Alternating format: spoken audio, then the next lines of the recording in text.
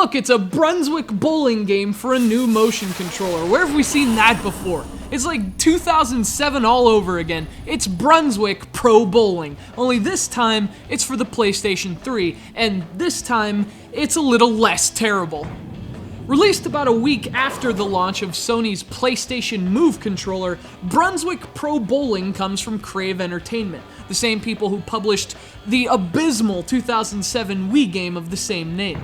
But for Brunswick Pro Bowling's arrival on the PS3, the game was developed by a different studio. If you're a fan of bowling games, that's tremendous news because honestly, the Wii version had just no redeeming qualities whatsoever. But as I said, Brunswick Pro Bowling isn't quite as, soulless, repulsive, and nauseating on the PS3. Now that said, however, it's still pretty bad.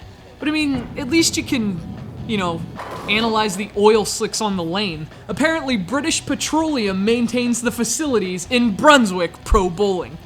The game offers an expected variety of gameplay modes. You can make your parents proud and embark on a bowling career, you can play through a quick game, and there's also multiplayer, which includes online play. So in terms of gameplay modes, Brunswick Pro Bowling is a solid spare.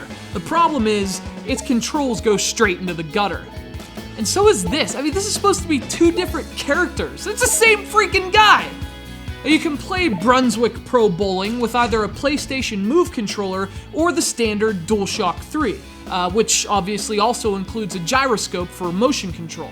Regardless of which you use, both utilize motion. You're doing the same bowling motion you did in Wii Sports, only in that game, it actually works.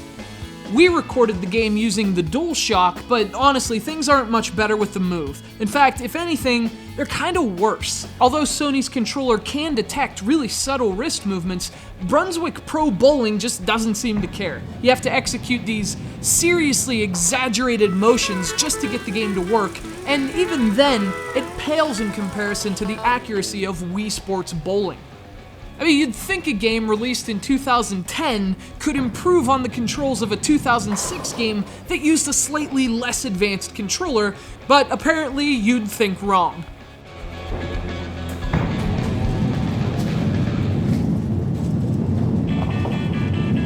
So it plays a bit better with the DualShock, at least in terms of translating your velocity, but the game still feels pretty clunky.